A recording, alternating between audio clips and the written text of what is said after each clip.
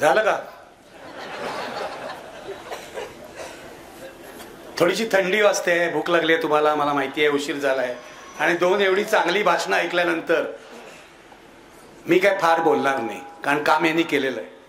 आणि मी टेलिव्हिजनवर काम करणारा माणूस असल्यामुळे 23 मिनिटात कार्यक्रम संपू शकतो,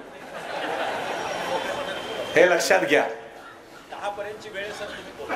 बरं ठीक आहे, आता हे किती सहनशक्ती यांची याच्यावर बघतो.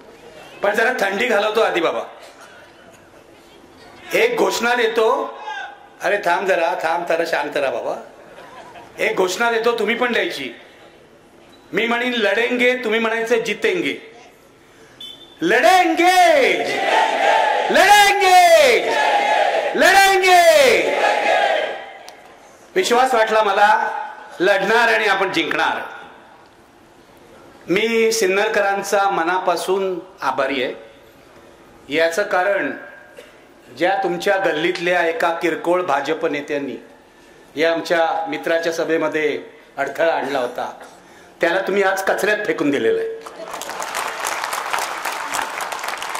या गावगुंडांना मला सांगायचं आहे, तिथे तुमचे मोदी आणि शाह वर बसलेले असले तरी हा शिवरायांचा महाराष्ट्र आहे, हा डॉक्टर बाबासाहेब आंबेडकरांचा महाराष्ट्र आहे, हा महात्मा फुल्यांचा महाराष्ट्र आहे, हा शाहू महाराजांचा महाराष्ट्र आहे, हा सावित्रीबाई फुल्यांचा महाराष्ट्र आहे. इथे तुमची दडपशाही चालणार नाही. आणि गेल्या मे महिन्यात निर्भय बनो आंदोलन सुरू झालेलं आहे. मी असं मानतो, निर्भय बनो आंदोलनामध्ये अधिकाधिक नागरिक सहभागी होत आहेत. मगाशी यांनी सांगितलं 50 सभा झालेल्या आहेत. लक्षात घ्या, 50 सभा झालेल्या आहेत. आणि या 2 माझ्या कॉम्रेड्सचं म्हणा, साथींचं म्हणा, सहकाऱ्यांचं म्हणा, मित्रांचं म्हणा, मी अभिनंदन करतो. एक आमचे कॅप्टन आहेत विश्वंभर चौधरी, आणि आमचे व्हाईस कॅप्टन आहेत सध्या जे महाराष्ट्रातले चमकते तारे आहेत. तुम्ही जनता न्यायालय बघितलं असेल, त्यांच्यासाठी दोघांसाठी एकदा टाळ्या वाजवा जोरदार. गेलं वर्षभर, कारण मे महिन्यामध्ये मी पहिला दौरा पश्चिम महाराष्ट्राचा केला होता, त्याला माहिती आहे. त्यानंतर दुर्दैवाने आजारी पडलो. करोनानंतर जरा आजार पण वाढले, 4-5 रोग अंगावर काढले असल्यामुळे पुन्हा पुन्हा पुन्हा पुन्हा ते वर येतात. कराड सरांसाठी माझं वय जवळजवळ एकच आहे. पण आता डॉक्टरनी बाहेर पडायला आणि योग्य वेळी सभांमध्ये बोलायला परवानगी दिली आहे. नाहीतर डॉक्टरनी सांगितलं तुम्ही सभांमध्ये बोलायचंच नाही, तुमचं टेम्पर चढतं, तुम्हाला स्ट्रेस होतो, पुन्हा हार्ट अटॅक येईल. बायपास झाली आहे माझी, बायपास झाली आहे. पण आता डॉक्टर म्हणाले तुमचा शत्रू असा आहे की ज्याला घालवायलाच लागणार, तेव्हा तुम्ही लढायला बाहेर पडा. आणि तुम्हाला सांगतो मित्र हो, आम्ही लढणारे लोक आहोत. 45 वर्ष पत्रकारितेत घालवली. 7 वेळा तुरुंगात गेलो, त्यापैकी 2 वेळा या महाराष्ट्राच्या विधानसभेने प्रिव्हिलेज करून तुरुंगात पाठवलं. आणि महात्मा गांधी म्हणतात त्याप्रमाणे तुरुंग ही शाळा आहे. ज्याचे हात स्वच्छ आहेत त्याला तुरुंगाची भीती वाटत नाही. त्यामुळे जेव्हा जेव्हा मी तुरुंगात गेलो तेव्हा तेव्हा मला एक नवं ज्ञान मिळालं, नवं ट्रेनिंग मिळालं. त्यामुळे मी तुम्हाला सगळ्यांना सांगतो, पुढचा काळ कदाचित असा येऊ शकतो की जनतेला घाबरवण्यासाठी हे वर बसलेले 2 जे गुन्हेगारी स्वरूपाचे लोक आहेत, कोणते नाव मी घेत नाही, तुम्हाला माहिती आहे, 2 बसलेत वर, ज्यांचा हद्दपारीचा इतिहास आहे, ज्यांचा दंगलीमध्ये खून करण्याचा इतिहास आहे, हे कदाचित सर्वसामान्य माणसाला, तुम्हाला, आम्हाला सगळ्यांना तुरुंगात पाठवतो. आम्ही बघितली आणीबाणी. तुरुंगाची भीती आम्हाला दाखवू नका. आम्ही तुरुंगात सुद्धा शिबिरं घेऊ, तुरुंगात सुद्धा शाळा बनवू, तुरुंगात सुद्धा तुमच्या विरुद्ध कट करू आणि तुमचं सरकार उलथून पाडू. कट करू म्हटल्यावर पोलीस बघतील हा कसला कट करतोय. मी सांगतो तुम्हाला, तुमचं पण प्रबोधन करतो पोलिसांचं. तुम्ही माझे मित्र आहात. पोलिसांच्या जेव्हा पगाराच्या वगैरे मागण्या असतात तेव्हा ते आम्हीच लावून धरतो, हे लक्षात घ्या. पोलिसांना 8 तास ड्युटी पाहिजे ही मागणी पहिल्यापासून मीच लावून धरली. तो पोलीस हमारा दोस्त आहे, तुम्ही काय काळजी करू नका, आम्हाला मारू नका म्हणजे झालं.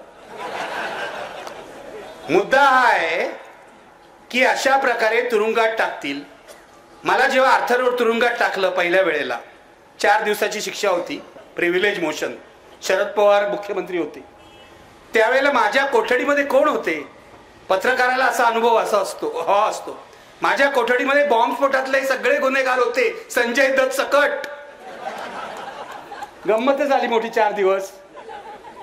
मी बाहेर आलो आणि तुरुंगातल्या सगळ्या यांच्या भ्रष्टाचारावर आणि गोंधळावर एक लेख लिहिला.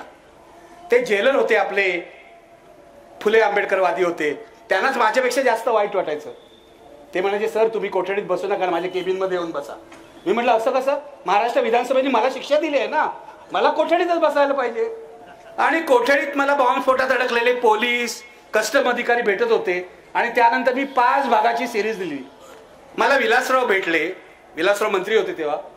विलासराव म्हणते तुम्ही आमची वाटच लावता, तुम्ही तुरुंगात गेलात तरी लिखाण सोडत नाही आणि बाहेर येऊन आमचे कपडे फाडता, तुमचं करायचं काय आम्हाला कळत नाही. दुसऱ्या वेळेला मला शिक्षा झाली, महाराष्ट्र विधानसभेने दिली, कारण चक्रधर स्वामींच्या लीळाचरित्र ग्रंथावर गाढवासारखी भाषणं विधान परिषद केली आमदारांनी. यांनी लीळाचरित्र वाचलेलं नाही, यांना कोण चक्रधर स्वामी माहित नाही, यांना गोपू देशपांडे EPW मध्ये लेख लिहिणारे त्याही पेक्षा जास्त माहित नाही. म्हणजे बहुसंख्य आमदार गाढव आहेत. या म्हणजे गाढवाचा अपमान आहे, माफ करा मला, पण बहुसंख्य आमदार हे बिंडोक आहे, कसलाही अभ्यास नाही, याविषयी माझी खात्री झालेली आहे. तर मला पुन्हा 10 दिवसाची शिक्षा दिली, पुन्हा आर्थर रोड. पण तेव्हा विलासराव मुख्यमंत्री होते. विलासरावांनी विधान परिषदेला सांगितलं या माणसाला तुरुंगात पाठवला का हा आपलीच गोची करतो, तेव्हा आपण असं करूया, या माणसाची 10 दिवसाची शिक्षा 1 दिवसाची प्रतिकात्मक करूया. मग मला 1 दिवसाची शिक्षा दिली. म्हणजे 24 तास राहावं लागतं तुरुंगामध्ये. तेव्हा पण अंडा सेलमध्ये. तेव्हा त्या अंडा सेलमध्ये कोण होतं माहिती आहे? केतन पारेखचं जे प्रकरण झालं होतं तुम्हाला माहिती असेल, केतन पारेख भ्रष्टाचार, त्यातले सगळे लोक. मला तर खजिनाच मिळाला. आणि दुसऱ्या माझ्या बाजूच्या कोठडीमध्ये होते प्रिया राजवंशी नटी, तुम्हाला माहिती असेल, तिचे खुनी देवानंदचे 2 भाचे. आणि तुरुंगातली व्यवस्था मला दिसली. तुरुंगामध्ये तुम्हाला सर्व काही मिळतं, दारू सकट सगळं काही मिळतं. तेव्हा मी सिगरेट ओढायचो.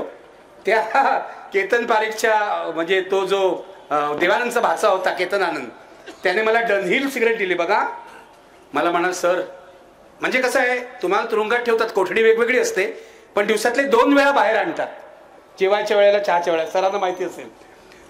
तर तुरुंगात जाणं काय आपलं सर सवयच आहे आपल्याला. तर ते बाहेर आणतात. त्यांनी मला डनहिल सिगरेट दिली. तेव्हा मी सिगरेट ओढायचो. मला म्हणाल सर अच्छी सिगरेट है, आपको दे रहा हूं, इसके बारे में लिखना मत, नहीं तो हमें नहीं मिलेगी. तुरुंगातलं जेवण अत्यंत वाईट. अक्षय कडकडीत चपात्या. त्या चपात्याचं सरपण म्हणून वापरतात, तुम्ही लक्षात घ्या. त्या चपात्या कैदी खात नाहीत. आतमध्ये कोठडीमध्ये सर्व कैद्यांनी धान्याचे डबे आणून ठेवलेले असतात आणि त्या चपात्यांचं सरपण करतात. ही आपली तुरुंग व्यवस्था आहे. आणि ज्यांना घरचा डबा येतो, तो घरचा डबा तुम्हाला लवकर पाहिजे असेल तर त्या हवालदाराला 100 रुपये दिल्याशिवाय तो मिळत नाही. ही तुरुंग व्यवस्था आहे, सडलेली पूर्ण. कुठच्या तुरुंगात तुम्ही आम्हाला घालणार आहात? तुम्ही फक्त आम्हाला फाशीच देऊ शकता, तरच आम्ही नष्ट होऊ. आज इथे येण्याआधी तुम्हाला हा माझा फोन दाखवता, आता मी असीमला दाखवला. गलिच्छ भाषेत धमक्या येत आहेत देवेंद्र फडणवीसांच्या अनुयायांच्या. असीमना मी दाखवलं. इथे येण्याआधी सकाळी निर्भय बनोच्या व्हॉट्सअप ग्रुपवर एक व्हिडिओ आला भारतीय जनता पक्षाच्या स्थानिक कार्यकर्त्यांचा. कोण असतील तर मला विचारायचं आहे, इथे निखिल वागडे उभा आहे, तुम्ही व्हॉट्सअप वरून धमक्या देता, तुम्ही व्हिडिओतून धमक्या देता, हिम्मत असेल तर स्टेजवर या. इथे स्टेजवर बघतो कोणामध्ये हिम्मत आहे. डरपोक 1 नंबरचे. मी सभ्य भाषेत बोलतो. खरं तर मला आता शिव्या द्यायचे आहेत, मी तुम्हाला सांगतो. सभ्य भाषेत बोलतो कारण ते माझं ट्रेनिंग आहे, तो माझा फुले आंबेडकरांचा संस्कार आहे. आणि इथे येण्याआधी तुम्ही आम्हाला सांगता, कराड साहेबांनी सांगितलं, रामावर बोलू नका, मोदी शहावर बोलू नका. तुमच्या बापाचं राज्य आहे काय? राज्य आमचं आहे, जनतेचं आहे. राज्य आमच्या बाबासाहेबांनी आम्हाला दिलेलं आहे. आविष्कार स्वातंत्र्याचा अधिकार आम्हाला बाबासाहेबांनी दिलेला आहे. शिक्षणाचा प्रकाश आम्हाला या माणसाने दाखवलेला आहे. आणि स्वाभिमान आम्हाला शिवरायांनी शिकवलेला आहे. तुम्ही कुठचे तरी टिनपाट लोक कसले तरी झेंडे घेऊन फिरता आणि देवाच्या नावाने धुडगूस घालता. तुम्ही आम्हाला धमक्या देता आणि आता धमकी दिलेली आहे. विचारा विश्वंभरना की तुम्ही जर बाहेर गेलात आणि तुमच्यावर कोणी हल्ला केला आणि तुमच्या जीवाला धोका निर्माण झाला तर आम्ही जबाबदार नाही अशी धमकी दिलेली आहे या भाजपच्या लोकांनी. बरोबर आहे. मी यांना सांगतो आता, हिम्मत असेल आम्ही इथे जेवणार, जेवून जाणार, रस्ता पण सांगतो तुम्हाला कुठे जाणार ते. हिम्मत असेल तर हल्ला करून दाखवा, हिम्मत असेल तर हल्ला करून दाखवा. आम्ही अहिंसक माणसं आहोत, पण आमची अहिंसा ही दुबळ्याची अहिंसा नाहीये, लक्षात घ्या. स्वतःचं संरक्षण करण्यासाठी कोणाचे हात रोखायचे आणि कोणाचे हात मोडायचे हे आम्हाला माहिती आहे. मी बाबासाहेबांचा अनुयायी आहे. मी गांधीजींचा विचार काही बाबतीत मानतो. सत्य अहिंसा यावर माझा विश्वास आहे. त्यामुळे मी माझ्या पोरावरही कधी हात उचललेला नाही. उगाचच्या उगाच कोणावरही हात उचलणार नाही. अहिंसा हे माझं व्रत आहे, धर्म आहे. पण तुम्ही जर आम्हाला वाटेल तसे वागवणार असाल, शिवीगाळ करणार असाल तर एक दिवस तुमचं तोंड कायमचं बंद केल्याशिवाय आम्ही राहणार नाही, एवढंच सांगतो. आणि ह्या लोकांना, हा माणूस संत वाङ्मय सांगतो, हे कामगार नेते आहेत, हा असीम आमचा लॉयर आहे, यांना तुम्ही धमक्या देता. अरे फुल्ली फुल्ली फुल्ली, खरंच मला राग येतो. मी नाही सभ्य, मी तुम्हाला खरंच सांगतो. या भिक्कार चोटाना ना, सॉरी मला माफ करा, बायका आहे तिथे, मी नाही देत शिव्या, पण तरुण मंडळी आहेत, राग आहे मनामध्ये. हा राग या लोकांनी महाराष्ट्राची वाट लावलेली आहे. या लोकांनी 14 साली आले, त्यांनी आश्वासन दिलं होतं विकासाचं, देशाचा विनाश केलेला आहे, लक्षात ठेवा, गेल्या 9 वर्षामध्ये. या देशाचे खरे दुश्मन जर कोण असतील तर ते नरेंद्र दामोदर दास मोदी आणि अमित शहा हे आहेत, लक्षात घ्या. या देशाचे खरे दुश्मन. कारण सर्व बाबतीत या देशाचा इंडेक्स खाली गेलेला आहे. आविष्कार स्वातंत्र्याच्या बाबतीत, आरोग्याच्या बाबतीत, आर्थिक प्रगतीच्या बाबतीत, सर्व बाबतीमध्ये. आणि पत्रकार मित्र येते आहेत, नमस्कार करतो. कुठे आहेत ते? हा, इथे आहेत. नमस्कार करतो. याच्याकडे तुम्ही माझे व्यवसाय बंधू आहात, पण 45 वर्ष पत्रकारितेत घालवल्या, तुमचा काही दोष नाही, त्या तुमच्या हरामखोर मालकांचा दोष आहे. 45 वर्ष पत्रकारितेत घालवल्यावर 10 वर्षापूर्वी आम्हाला मोदींनी आमचा राजीनामा घेतला. माझा, राजदीप सरदेसाईंचा, सिद्धार्थ वरदराजांचा, जे म्हणून मोदी विरोधी पत्रकार आहेत त्याला टिपून टिपून राजीनामा घेतला.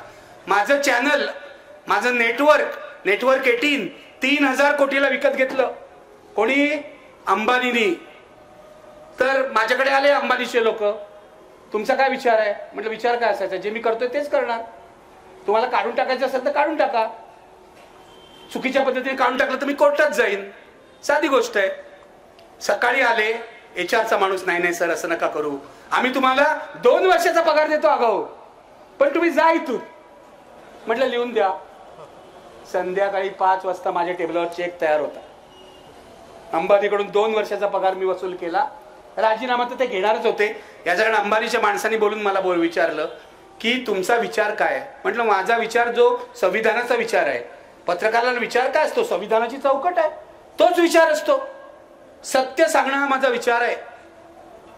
मग कसं होणार? कैसा होगा? कैसा होगा तो आप देखिए. अगर मुझे रखना है तो रखिए, नहीं तो मैं जा रहा हूं घर. आचार्य जावडेकरांचा आदर्श माझ्या समोर आहे. आचार्य जावडेकर नवशक्तीचे संपादक होते. ते सांगायचे संपादकाचा राजीनामा नेहमी संपादकाच्या वरच्या खिशात पाहिजे. माझा असतोच वरच्या खिशात, वरच्या खिशात नसला तर मनात असतो. तुम्ही माझ्यावर अन्याय कराल. IBN लोकमतचा मी संपादक झालो तेव्हा माझी एकमेव अट होती, तुम्ही पगार मला किती द्या. मी पगार सुद्धा विचारला नाही. 100% स्वातंत्र्य पाहिजे. 2014 पर्यंत मला 100% स्वातंत्र्य मिळालं. 100 ना 101% यांना विचारा. दर्डाची पण हिंमत नव्हती माझ्या पुढे येऊन बोलायची. हे मी अनेकदा इंटरव्ह्यू मध्ये सांगितलंय.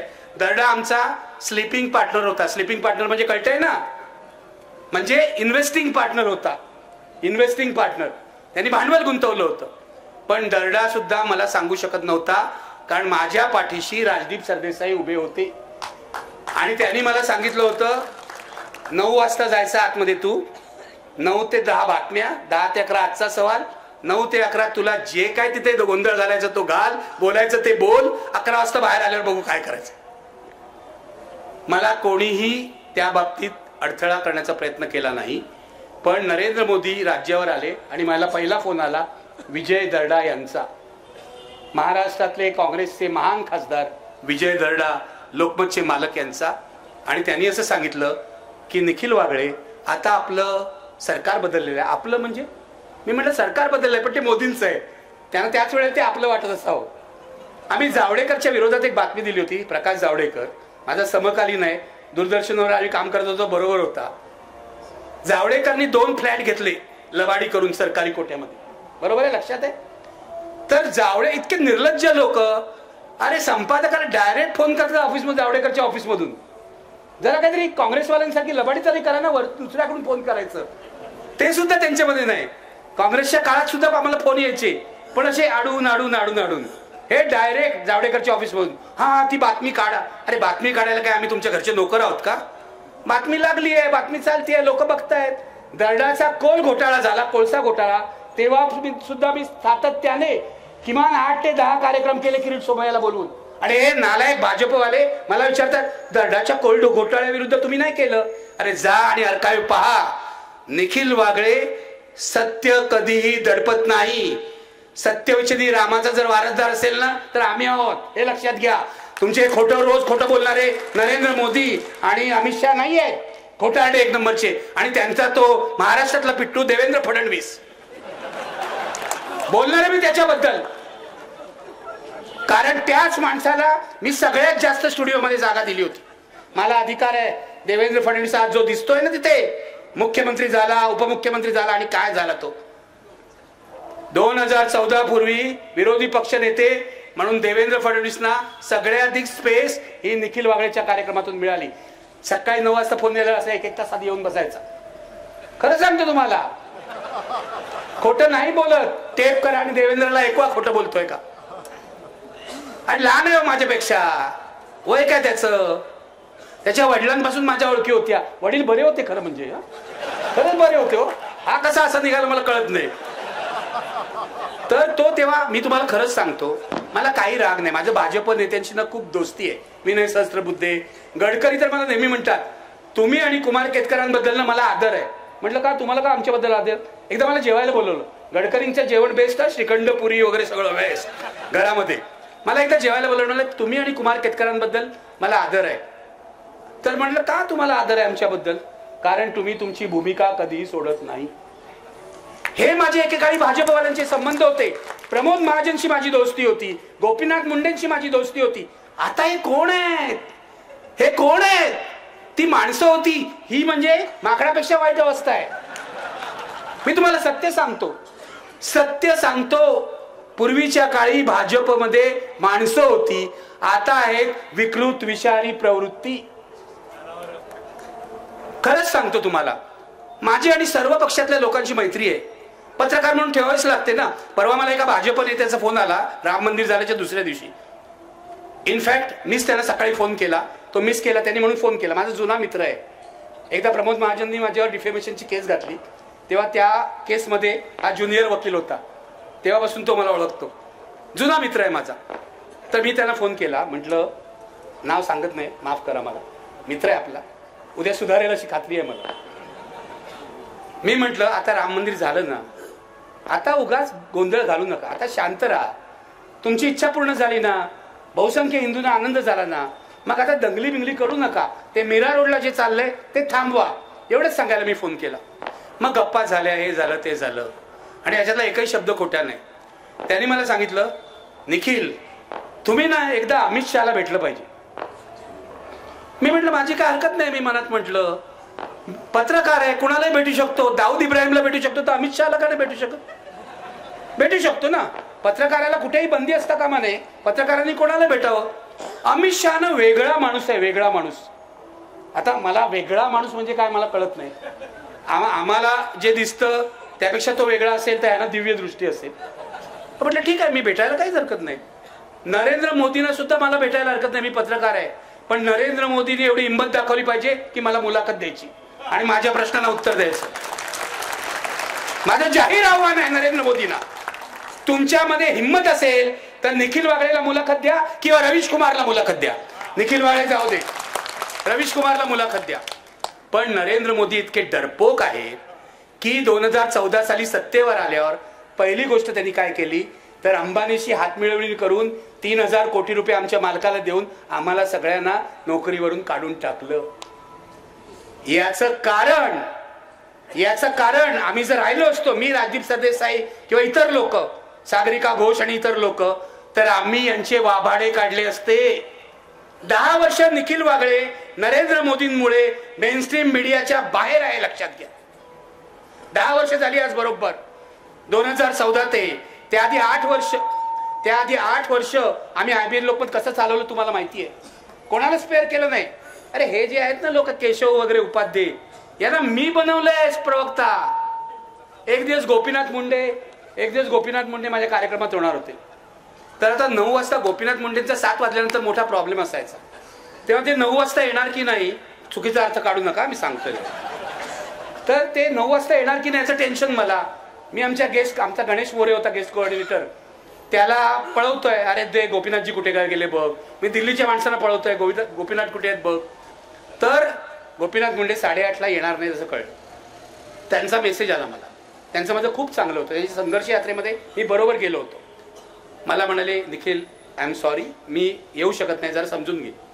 म्हटलं मला सांगू नका, माझी ओबी खाली उभी आहे वरळीला तुमच्या घराखाली, मला तुमच्या जागी दुसरा प्रवक्ता द्या. म्हणाले आता कोण देऊ तुला, आता कोण ऐनवेळी प्रवक्ता येणार. म्हटलं मी तुम्हाला सुचवतो ना कोण प्रवक्ता होईल.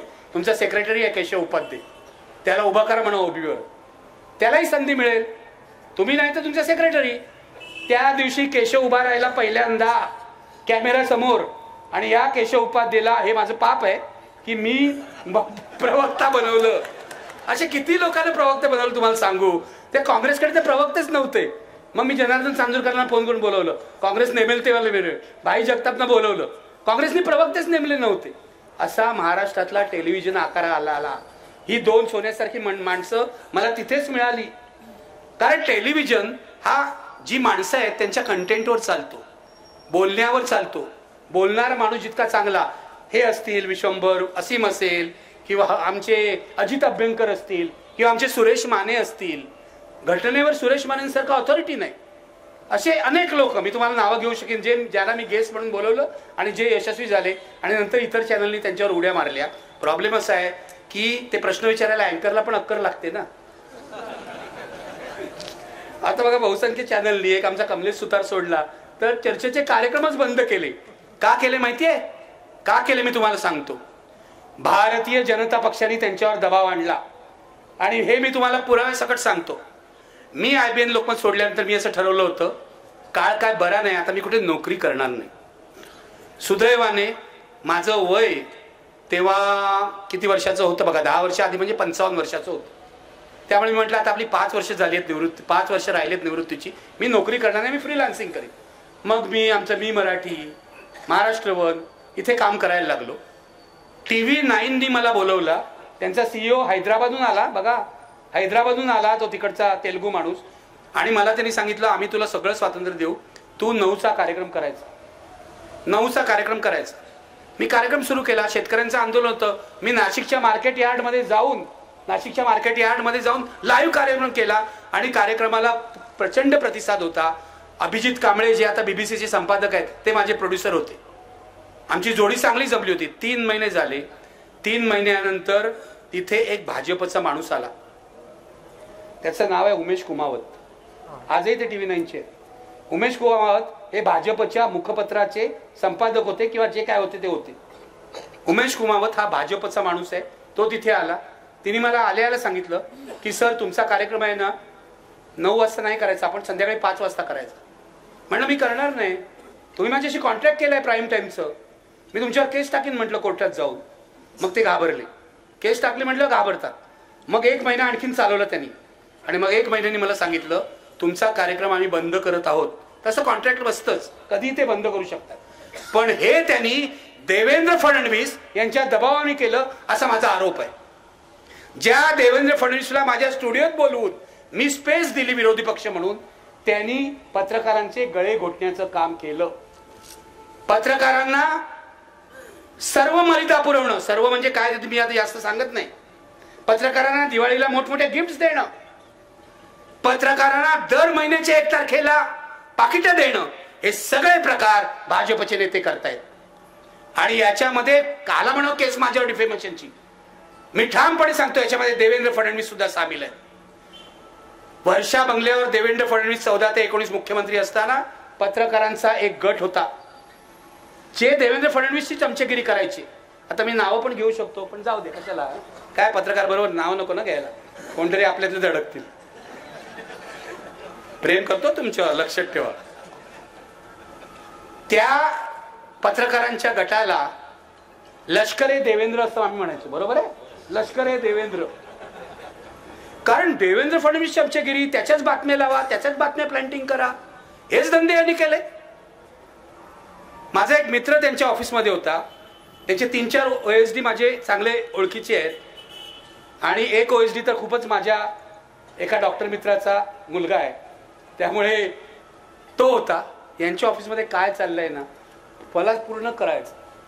देवेंद्र फडणवीसला मी एवढी स्पेस दिल्यामुळे जेव्हा मुख्यमंत्री झालंय 14 साली, तेव्हा त्यांनी पहिली मुलाखत मला दिली. कॅश न्यूज म्हणून इंग्लिश चॅनल होतं, वेब पोर्टल, त्याला.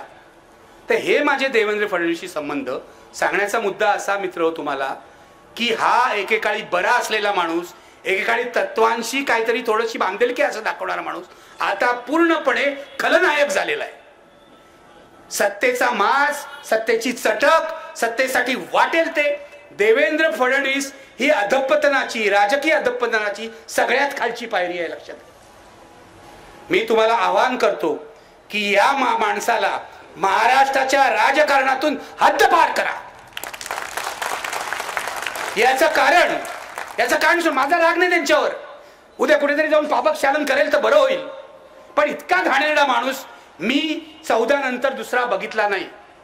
अरे तू 14 ते 19 होताच ना मुख्यमंत्री. मंत्र्यांना काय अधिकार नाही, मोदी स्टाईल, पूर्ण मोदी स्टाईल त्याचं काम होतं. मंत्र्यांना काय अधिकार नाहीत, मी सगळं चालवतो. मंत्री नुसते बसून हा हा हो, माझं मुलाखत जाऊन बघा. रात्री काय करतात ते आता मी काय बोलू, पण ते जाऊ दे. त्यांचं रात्रीचं काय, हुडी घालून कुठे जायची आपल्याला माहित नाही, त्याच्याविषयी आपल्याला काय संबंध नाही. पण मुळामध्ये 19 साली जेव्हा उद्धव ठाकरेंनी, मी शिवसेनेचा टीका करत होतो, तुम्हाला सगळ्यांना माहिती आहे. बाळासाहेब ठाकरेंशी मोठा संघर्ष मी केलेला आहे, शिवसेनेचे हल्ले पचवलेले आहेत. पण उद्धव ठाकरेंना अमित शहानी फसवलं हे मी तुम्हाला स्पष्टपणे सांगतो. आणि हे केवळ उद्धव ठाकरेंनी मला नाही सांगितलं, मी असा विश्वास नाही ठेवत, मी माझ्या सर्व सोर्सेस कडून कन्फर्म केलेला आहे. उद्धव ठाकरेंना अमित शहानी 50-50 करू, म्हणजे 2.5 वर्ष तुम्हाला 2.5 वर्ष मला असं आश्वासन दिलं होतं.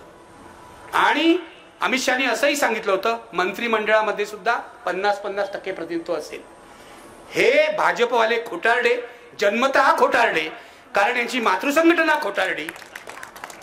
25 सालपासून इतिहास बघा या संघाचा, खोटं बोलण्याचाच इतिहास आहे, दादांत खोटं बोलण्याचा. हे सगळे नथुरामचेच वंशज आहेत, तो बाकी काही नाही यांचं, राम वगैरे काही नाही, पूर्ण नथुरामचे वंशज आहेत. मी तुम्हाला सांगतो, तुमची जर सत्ता आली, काँग्रेसवाले कोणी असतील किंवा राष्ट्रवादी किंवा वंचितचं तर मला अभिनंदन करायला पाहिजे. तुम्ही पण आलात महाविकास आघाडीत, मला खूपच आनंद झाला. प्रकाश आंबेडकर आणि त्यांचं कुटुंब हा माझ्या आत्मीयतेचा विषय आहे. मी अनेक वेळा राजगृहावर गेलोय, मला सुजात माहिती आहे, मला अंजलीताई माहिती आहेत, मला माझे वैयक्तिक संबंध आहेत. पण आता पत्रकार म्हणून टीका तर करावी लागते ना. पण आले महाविकास आघाडीत, आणि आज महाराष्ट्रामध्ये महाविकास आघाडी सर्वात कणखर बनलेली आहे, लक्षात घ्या. काँग्रेस, शरद पवार, उद्धव ठाकरे, वंचित, हे कॉम्बिनेशन अनबिटेबल आहे, अनबिटेबल आहे. आणि कपिल ते आहेत, CPI CPM वगैरे, बाकी सगळे आमचे कपिल पाटील वगैरे आहेत. कपिल पाटीलनी तर तिथे नितीश कुमार सोडून गेले BJP मध्ये, पण आमचा कपिल पाटील महाविकास बरोबरच राहिलेला आहे, त्याचा स्वतंत्र झेंडा त्यांनी लावलेला आहे. हे सगळे मिळून महाराष्ट्रामध्ये 47% मतं होतात, 47%.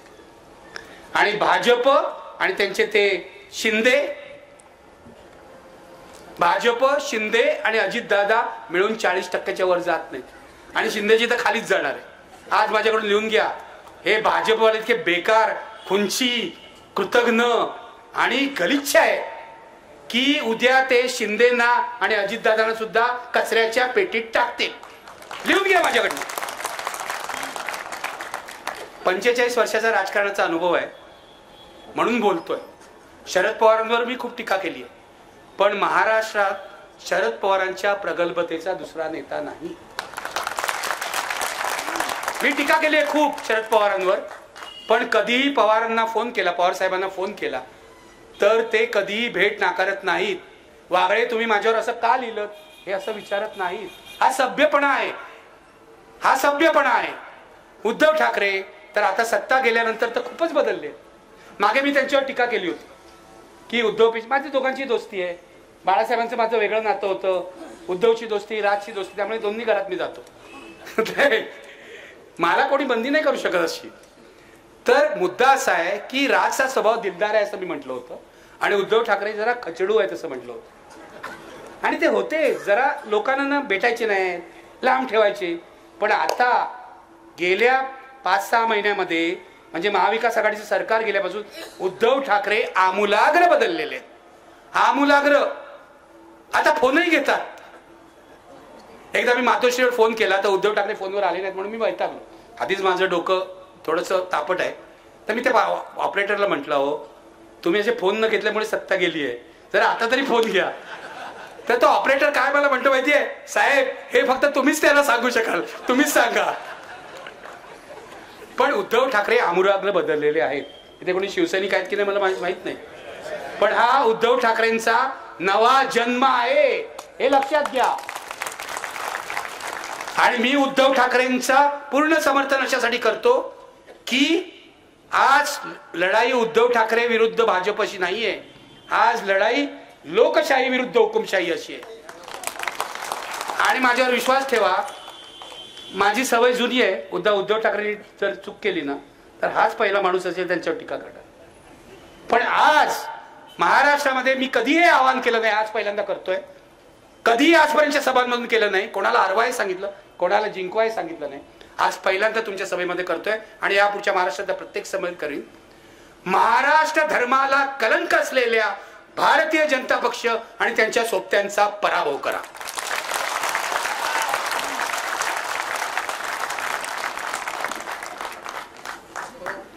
महाराष्ट्र मेला तरी राष्ट्र मेले, महाराष्ट्र विना राष्ट्र गाडा कसा चाले. हे कोणाचं आहे माहितीये? सेनापती बापटांचं आहे. महाराष्ट्र मेला तरी राष्ट्र मेले, महाराष्ट्र विना राष्ट्र गाडा कसा चाले. मित्रो, ही लढाई मोदी शहा विरुद्ध बाकी सगळे नाही. ही लढाई मोदी शहा आणि त्यांचे फडणवीसांसारखे गुलाम विरुद्ध महाराष्ट्र ही आहे. या सगळ्या महात्म्यांना साक्षी ठेवून आपल्याला हे ठरवायला पाहिजे की कोणत्याही परिस्थितीत जीव गेला तरी महाराष्ट्र धर्माचं आपण रक्षण करायला पाहिजे. कोणत्याही परिस्थितीत. इथे तरुण मुलांना मी सांगतोय, तुमच्यामध्ये रक्त सळसळत असेल ना तर जागे व्हा. हे भाजपची जी आहेत ना अशी धमक्या देणारी, त्यांचा तर खिचगंटीतच ठेवत नाही. पण मी त्यांना आवाहन करतो, तुम्हाला जर तुमची कुटुंब सुरक्षित पाहिजे असतील पुढच्या काळामध्ये, नाहीतर हे ब्रिजभूषण शरण सिंग सारखे लोक तुमच्याच घरात घुसतील, तुमच्याच घरात घुसतील. भाजपमध्ये काय चाललंय तुम्हाला सांगितलं ना, अंगावर काटा येईल आतमध्ये. कळलं का? कोण कोणाचं काय करतोय सांगितलं ना, आणि कोण कोणाचं काय कापायचा प्रयत्न करतोय. आज जास्त बोलत नाही, नाहीतर माझाच काटा काढतील लोक. पण महाराष्ट्राची परंपरा आमच्या आचार्य अत्र्यांची आहे. आचार्य अत्रे आम्हाला मार्ग दाखवतायत की तुम्हाला सत्य बोललं पाहिजे आणि त्याच मार्गावरून आम्ही चालतोय. ही लढाई महाराष्ट्र धर्माची लढाई आहे. गुंड प्रवृत्तीच्या 2 गुजरात्यांनी महाराष्ट्र वेठीला धरलेला आहे. गुजराती मराठी असं बोलायला मला आवडत नाही. याचं कारण मी महाराष्ट्रातले गुजराती सुद्धा महाराष्ट्रीयन आहेत असं मानतो. पण या 2 गुंड प्रवृत्तीच्या गुजरात्यांनी महाराष्ट्र वेठीला धरलेला आहे. मुंबई बर्बाद करायचं षडयंत्र त्यांनी केलेलं आहे. आणि मुंबई मधले किती उद्योग, आता शेवटचा म्हणजे तो डायमंड बाजार तर गेला सुरतला, माहितीये तुम्हाला. आता तिथे जाऊन त्यांच्यापुढे इतक्या अडचणी आल्या की डायमंड व्यापारी परत यायला लागले. अरे मुंबईने तुम्हाला आसरा दिला, मुंबईने तुम्हाला रोटी दिली, तुम्ही तिकडे जाऊन ढोकळा खाताय, लाज नाही वाटत तुम्हाला? परत या ना. नाही मिळत ना तिथे, काय मिळालं नाही ना, मोदींनी काय दिलं नाही ना, फक्त 75 अंकित बिल्डिंग उभी केली. आणि आता तर काय झालं सांगतो, फिल्मफेअरचा सोहळाही या वर्षी अहमदाबादला झाला. म्हणजे हे तिथे साबरमतीच्या झुल्यावर बसले त्या चिनी पंतप्रधानांबरोबर. लक्षात आहे ना? साबरमतीच्या किनारे झूले पे बैठे मोदी जी और वो चीन का प्राइम मिनिस्टर. काय झालं? घुसला ना चीन आतमध्ये, घुसला ना. कुठे गेला तुमचा झुला? हे काहीच करू शकत नाहीत कारण हे नादाल आहेत. यांना भारताचं संरक्षणही करता येत नाही. आम्हाला सांगितलं 370 कलम काढून टाका. माझी हरकत नाही. माझी हरकत अशासाठी नाही की मुळामध्ये ते कलम आहे ना ते अत्यंत मिळमिळीत झालं होतं आणि त्यातल्या अनेक तरतुदी ज्या आहेत त्या काँग्रेस सरकारच्या काळात रद्द करण्यात आल्या होत्या. काढून टाका, माझी काय हरकत नाही. 370 कलम काढलं ना, माझी काय हरकत नाही. त्याचं नाहीतरी ते निरुपयोगी होतं, भावनिक होतं.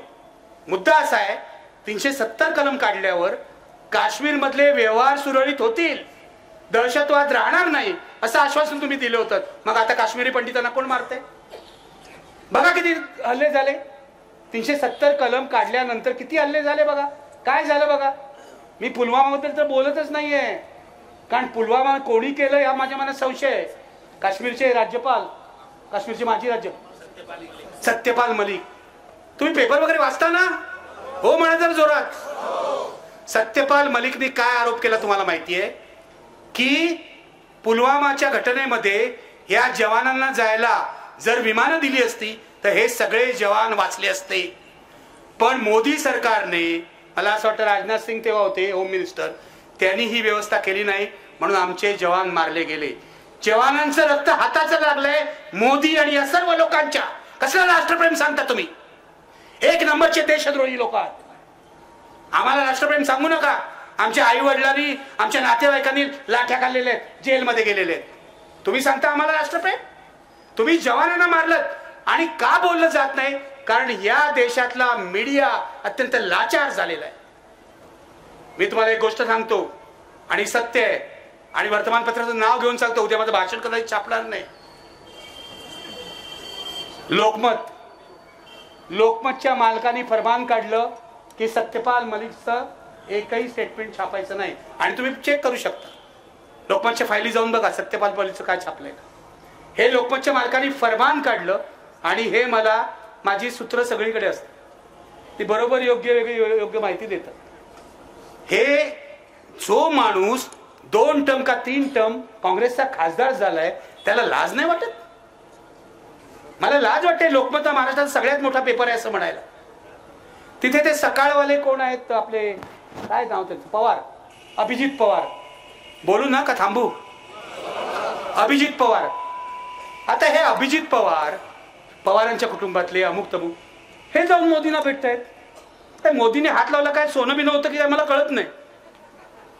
प्रत्येक मालक, आता हे पुढारी नावाचे चॅनल निघाले, हे माझा असा आरोप आहे हे भाजपच्या सांगण्यावरून काढण्यात आलेलं आहे, भाजपच्या दबावाने काढण्यात आलेलं आहे. आणि इथल्या प्रत्येक चॅनलला आणि पेपरला, पत्रकारांनो तुमच्यावर बोलत नाही, तुमच्या मालकांवर बोलतोय, तर इथल्या प्रत्येक पेपरला आणि प्रत्येक चॅनलला कोट्यावधी रुपयाच्या जाहिराती दरवर्षाला दिल्या जात आहेत. कोट्यावधी रुपये सारले जातात त्यांच्या तोंडामध्ये. पूर्वी कसं पत्रकार पाकिटं वगैरे घ्यायचे.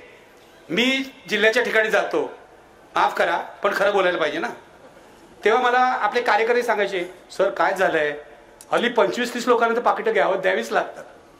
म्हणजे सातारा जा, कुठे अमरावती जा, प्रत्येक ठिकाणी पत्रकारांना पाकिटं द्या. कार्यकर्ते बरोबर आहे? बघा बरोबर आहे. हे रिपब्लिकन पक्षाचे आहेत.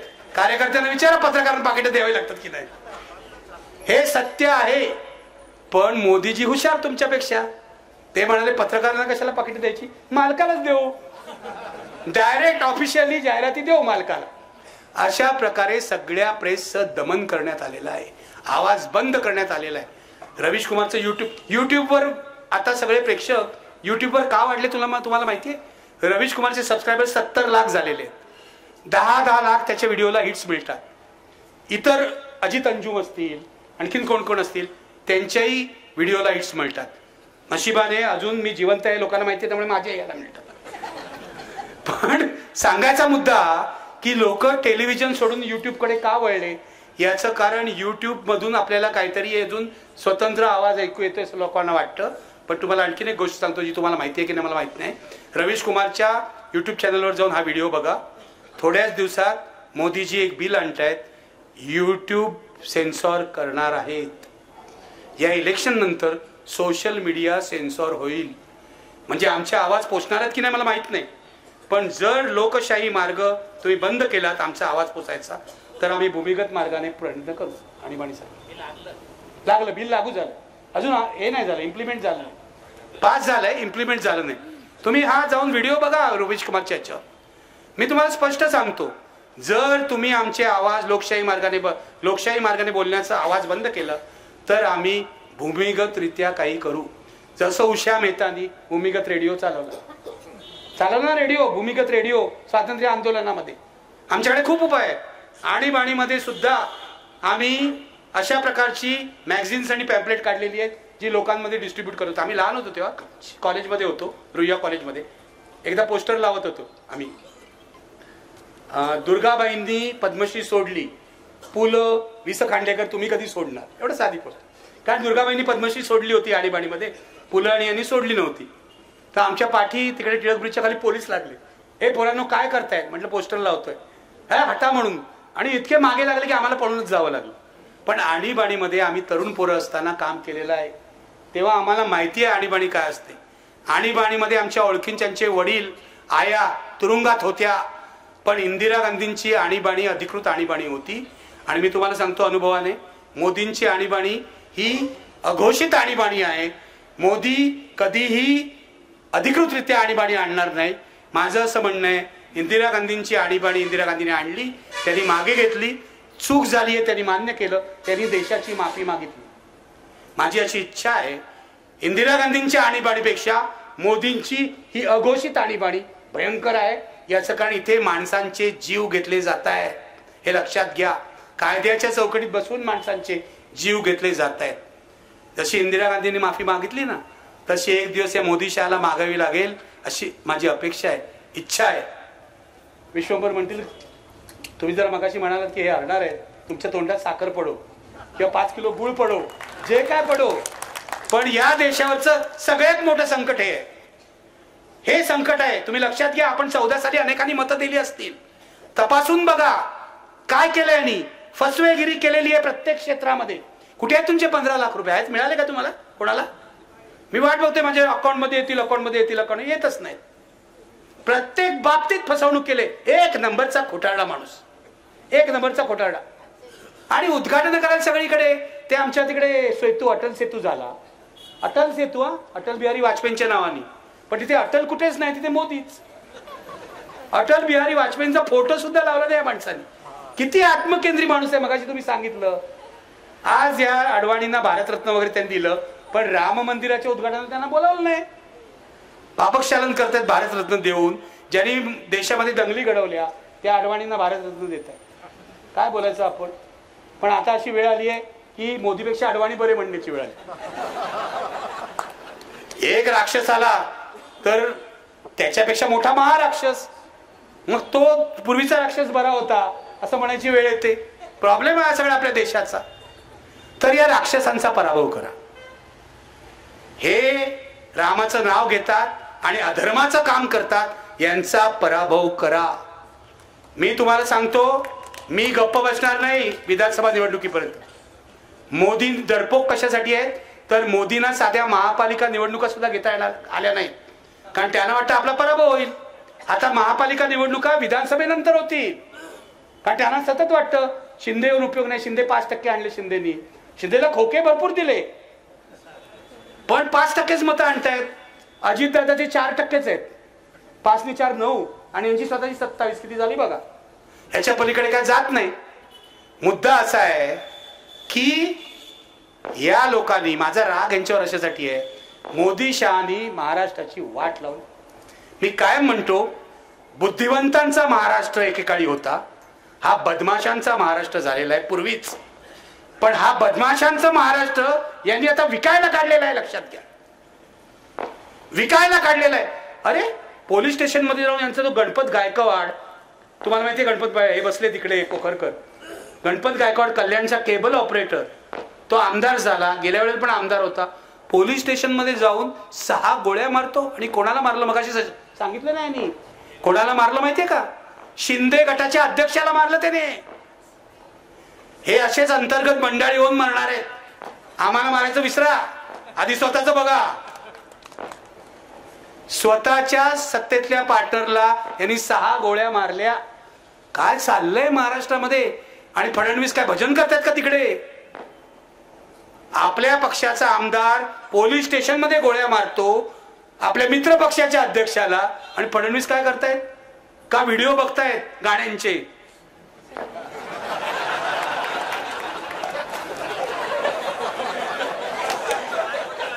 मी कोणाचं नाव घेतलेलं नाही, लक्षात ठेवा. तुम्ही असताय का असताय मला माहित नाही. माझं म्हणणं एवढंच आहे की महाराष्ट्रातली कायदा सुव्यवस्था पूर्ण कोसळलेली आहे. तुम्हाला माहिती आहे गेल्या 8 महिन्यामध्ये महाराष्ट्रामध्ये 9 जिल्ह्यामध्ये दंगली झालेल्या आहेत, कोल्हापूर सकट. या दंगली पद्धतशीरपणे घडवल्या आहेत. एक टी राजा सिंग नावाचा माणूस आहे, आमदार तेलंगणातला, तो इथे येऊन प्रक्षोभक भाषण करतो. आणि ही 2 राणेची पोरं आहेत ना, नारायण राणेची 2 विकृत पोरं, ती जाऊन 3 आहेत का? हा टिल्लू पिल्लू मी असे बोलत नाही. तो सगळा अधिकार मी संजय राऊतांना दिलेला आहे. मी असं बोलत नाही कोणाच्या उंचीवरून वगैरे, मला असं आवडत नाही. पण ती जी विकृत पोरं आहेत ज्यांनी मला पण खूप त्रास दिलेला आहे, खूप बेदम मारहाण केली होती त्यांनी मला मालवणीला, आपल्या मालवणला, आणि एकदा माझ्यावर केसही घातली. पण हा नितेश राणे एकदाच कोर्टात आला फोटो काढायला, त्यानंतर 2 वर्ष कोर्टातच आला नाही. जजनी विचारलं तक्रारदार कोर्टात नाही, मी ही केस डिसमिस करतो. डिसमिस केली केवरती. अशी ही माणसं आहे तो. म्हणजे एक वेळ नारायण राणे बारे म्हणायची पाळी होईल, कितीही वेळी मुलं आहेत. म्हणजे गेलंय कामातून ते सगळं. नारायण राणेंना मी अनेक कार्यक्रमात बघितलेलं आहे. त्यांना मी प्रश्न विचारतो, ते अभ्यास करून येतात. खूप अभ्यास करून येतात. मी परवाच्या माझ्या मुलाखतीत सांगितलं, खूप अभ्यास करून येतात. त्यांनी इंग्रजीचा शिक्षक नेमला, गणिताचा शिक्षक नेमला, अर्थसंकल्पाचा शिक्षक नेमला, भूगोलाचा शिक्षक नेमला. आता काय, मला अजिबात हसू नका. हरियाणाऱ्या गँगचा जो मेंबर असतो त्याला शिक्षणाची गरजच असते ना, असते की नाही? आणि तो सुधारला तर माझा त्याला पाठिंबा आहे. असं काय करता? एक जर हरियाणाऱ्या गँगचा मेंबर सुधारत असेल तर आपल्याला प्रॉब्लेम काय आहे? उलट मी कौतुक करतो, नारायण राणे अभ्यास करून येतात. पण माझ्या असं लक्षात आलं नाही, कोंबडी चोर वगैरे ते बाळासाहेबांनीच म्हणावं आपल्याला. बरोबर आहे, कोंबडी चोर त्यांना बाळासाहेब म्हणायचे, मी काय म्हणत नाही. मोठा माणूस आहे, मंत्री बिंत्री आहे, काय करत. माझा मुद्दा एवढाच आहे की अशा प्रकारचे राजकारणी इथे निर्माण झालेले आहेत. नारायण राणे, मग दुसरं ते राम कदम आहे ना, राम कदम, त्याच्या नावातच राम आहे. प्रॉब्लेम आहे सगळा. यांचं नाव राम कोणी ठेवलं हेच मला कळत नाही. त्याच्यानंतर तो एक किरीट सोमय्या, ज्याचा व्हिडिओ तुम्ही पाहिला असेल. आमच्या कमलेश सुतारनी त्यांचे कपडे उतरवून ठेवले. पोलीस चौकशी अजून करायला तयार नाहीत, लबाड आहेत. पोलीस, जी महिला पोलीस अधिकारी त्यांची चौकशी करते, त्यांनी कमलेश सुतारला एवढा त्रास दिलेला आहे ना.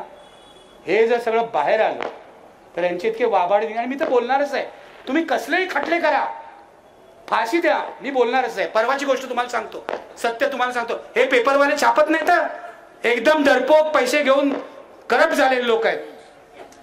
अपवाद असतील, बहुसंख्य पेपरवाले. मी तर तुम्हाला सांगेन, सत्ताधाऱ्यांची चमचेगिरी करणारे पेपर वाचू नका, सत्ताधाऱ्यांची चमचेगिरी करणारी चॅनल बघू नका. खूप युट्यूबवर अवेलेबल आहे. विश्वमल चौधरींची भाषण ऐका, असीम सरोदेंचं भाषण ऐका. तुम्ही जे सत्य बोलतात ना, यांचं ऐकायची सवय ठेवा. मीडिया सत्य बोलत नाही. मी तुम्हाला आता एक गोष्ट सांगतो, ती मीडियात कोणी छापून आली का मला सांगा. ब्रिजेश सिंग नावाचे अधिकारी आहेत. ब्रिजेश सिंग सीएमओ मध्ये, सीएमओ म्हणजे चीफ मिनिस्टर्स ऑफिस, मुख्यमंत्र्यांच्या कार्यालयामध्ये.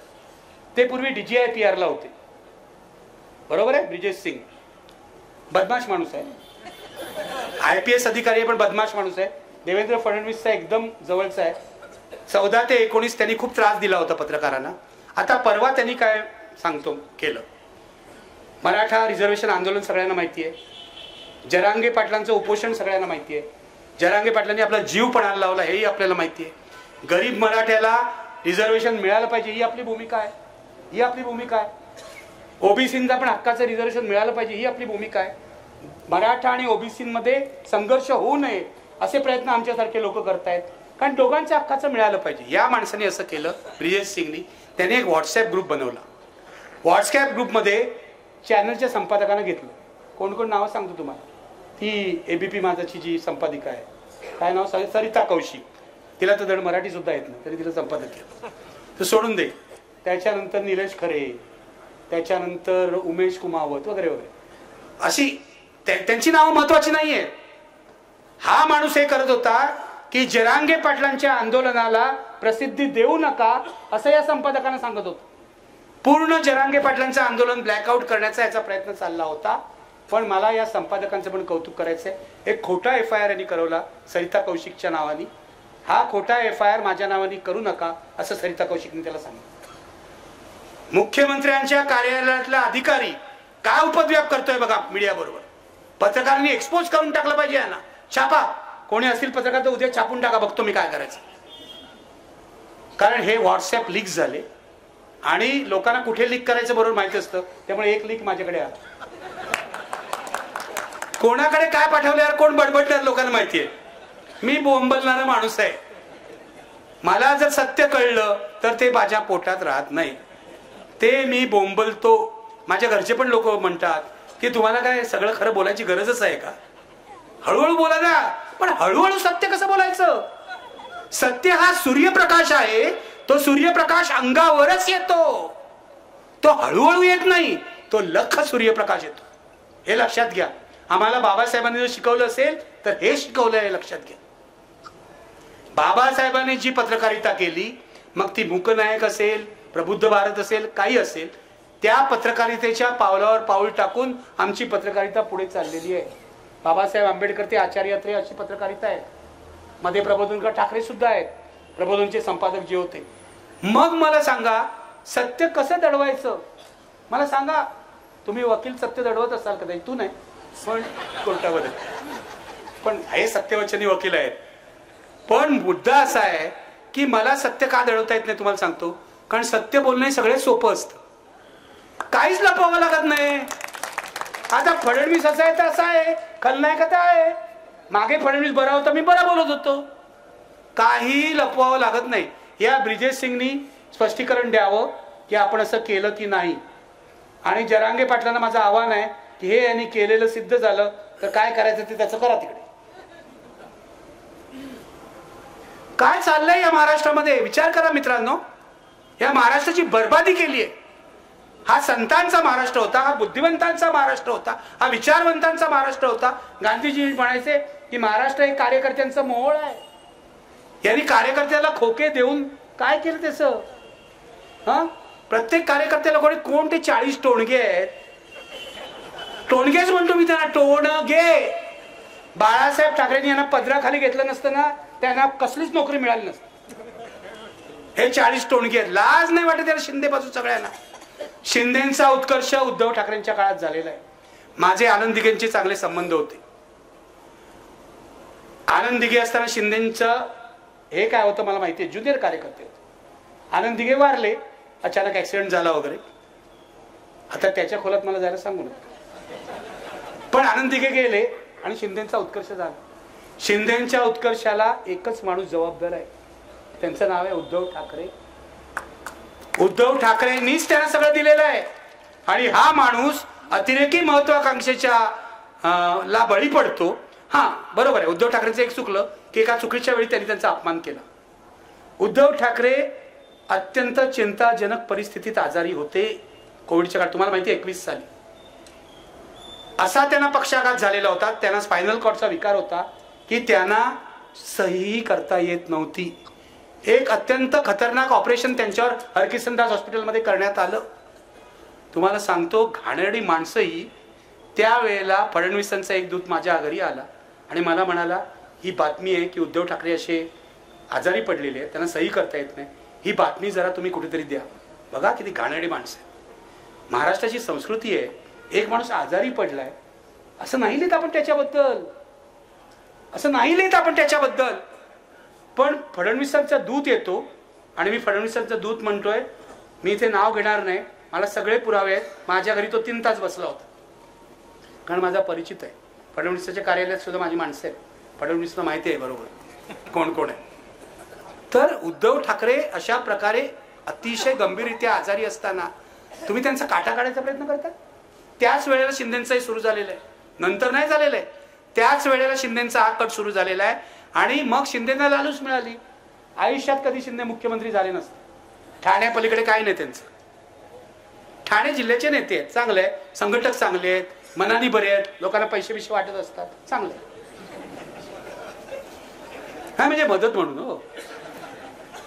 पण मुद्दा असा आहे की हे कधी आयुष्यात मुख्यमंत्री झाले नसते. दगाबाजी केली म्हणून मुख्यमंत्री झाले आणि उद्धव ठाकरेंनी त्यांच्यावर आंधळा विश्वास टाकला. ही उद्धव ठाकरेंची चूक आहे म्हणून हे 40 तोंडगे त्यांच्या बरोबर गेले. दुसरं काही नाही. उद्धव ठाकरेंना दगा दिला. महाराष्ट्रात असं दगाबाजीचं राजकारण फार वेळा घडलेलं नाही आणि इतक्या मोठ्या प्रमाणात घडलेलं नाही. कोट्यवधी रुपयांची खोकी यांना मिळालेली आहे. कोण आहे ते? काय आहे? भारत कोण? तो गोगावले, संजय शिरसाट, कोण आहे ते? हा, यांना नगरसेवक पण कोण करणार नाही. तो अब्दुल सत्तार एक, तो एक भयंकर माणूस आहे. हा हा पण दादा भुसे त्यातल्या बरे असतील ना, का नाही? ते पण वाईटच आहे. वाईट असतील, मला माहित नाही त्यांच्यावर. पण अब्दुल सत्तार, हा अब्दुल सत्तार काँग्रेसमध्ये होता तेव्हा त्याला वाढदिवस साजरा करायची हौस आहे. तेव्हा हेलिकॉप्टर आणून वाढदिवस साजरा केला होता. आम्ही 3 दिवस IBN लोकमतवर बातमी लावली होती. आता पण त्यांनी असेच उपद्व्याप केले ना, काहीतरी माईक वर जाऊन काय दम देतोय आणि त्या हिचा नाच ठेवला. कोणती? काय? कोण? गौतमी पाटील. त्या बिचारीचा काही दोष नाही, आपण तिला टार्गेट करू नये. ती एक कलाकार आहे, ती त्याचं करते. जिथे सुपारी मिळते तिथे जाते. पण हा तिथे स्टेजवर चढून लोकांना दम देतोय. कसली संस्कृती आहे तुमची? ही महाराष्ट्राची संस्कृती आहे? हे शिवाजी महाराजांनी तुम्हाला शिकवलं? मग मी तुम्हाला सांगतो, माझ्या हातात जर महाराष्ट्राचं पोलीस खातं दिलं ना, देणार नाही कोण. कारण पोलीस खात्याच्या महासंचालकपदी लक्ष्मी शुक्ला बसलेले आहे. या स्वतःच भ्रष्ट आहेत असं माझं मत आहे. गाला म्हणा डिफेमेशन, आपण बघून घेऊ. हे वकील आहे तू माझा.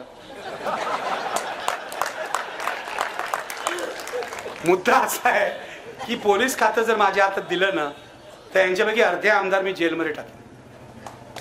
अर्धे आमदार जेलमध्ये टाकले. इतके ते भ्रष्ट, बदमाश. आणि तुम्ही त्यात मतं कसली देतायत? मला तुम्हाला विचारायचं आहे, कोण आहे इकडचा आमदार? कोण आहे? कुठची पार्टी? आता अजितदादांबरोबर गेले. पाडा त्यांना, पाडा. निवडून आले तेव्हा कुठे होते? आता ईडीच्या भीतीने जर अजितदादांबरोबर गेले असतील तर पाडा. भारतीय जनता पक्ष, शिंदे आणि अजितदादांचा एकही माणूस निवडून देऊ नका. मी तुम्हाला थेट आवाहन करतोय, महाराष्ट्र जर तुम्हाला वाचवायचा असेल तर यांना आधी खड्ड्यात गाडावं लागेल, हे लक्षात घ्या. कारण महाराष्ट्राच्या मातीशी बेईमानी केली आहे. मी थेट सांगतोय, महाविकास आघाडी मजबूत आहे. महाविकास आघाडीचा उमेदवार जरी बरा नसला तरी यावेळेला त्याला मत द्या. त्याला कसा सुधारायचा आपण बघू. पण यावेळेला पर्याय फक्त महाविकास आघाडी. आणि मी नागरिक म्हणून सांगतोय, नागरिक म्हणून हे तुम्हाला सांगतोय, कारण जर तुम्ही भाजपला मत दिलं तर महाराष्ट्राची शक्ल होतील. मुंबई महाराष्ट्रापासून तोडली जाईल, हे लक्षात घ्या. तुम्हाला जर हे चालणार असेल तर तुम्ही जरूर करा. मला काय फरक नाही पडत. माझं वय 65 वर्ष आहे. माझं सगळं झालेलं आहे. आता जगण्यापुरते पैसे आहेत. तुम्हाला जर खड्ड्यात घालायचं असेल महाराष्ट्रात तर घाला. पण मला स्वस्त बसवत नाही.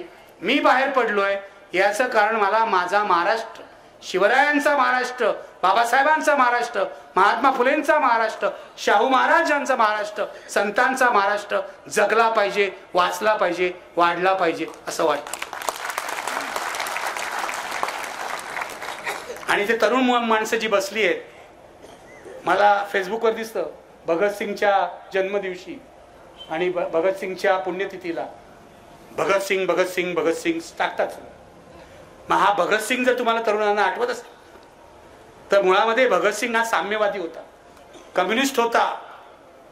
त्यांनी जी जीवाची बाजी लावली तशी लोकशाही वाचवण्यासाठी जीवाची बाजी लोकशाही पद्धतीने, अहिंसक पद्धतीने लावायला तयार राहा. भगतसिंगचा हिंसेला विरोध होता. त्यांनी जी हिंसा केली ती अपवादात्मक हिंसा होती, हे लक्षात घ्या. आपल्याला कोणत्याही प्रकारची हिंसा करायची नाही, शांततेने सगळं करायचंय. पण महाराष्ट्राला च्या मुळावर उठलेल्या या 2 गुंडांचा आणि त्यांच्या गुलामांचा पराभव करायचा आहे. एवढं कळकळीचं आवाहन करतो. तुम्ही ऐकून घेतलं त्याबद्दल धन्यवाद. जरा खोलात जाऊन राजकारण बघा. Thank you very much. एकदा फक्त निर्भय बनवची घोषणा देऊया. बसा बसा जरा, एवढ्या लवकर नाही होणार. 1 मिनिट बसा. सर्वांना विनंती आहे की राष्ट्रगीत आपल्याला घ्यायचं आहे. कोणीही जागा सोडू नका. मी निर्भय बनू म्हणेन, तुम्ही निर्भय बनू म्हणा. खाली बसा थोडा वेळ. इतका वेळ आपण थांबला, सगळ्यांना व्यवस्थित ऐकलं. अहो तुम्ही राष्ट्रप्रेमी आहात, राष्ट्रगीताला थांबा. मी निर्भय बनू म्हणेन, तुम्ही निर्भय बनू म्हणा माझ्या नंतर. निर्भय बनो, निर्भय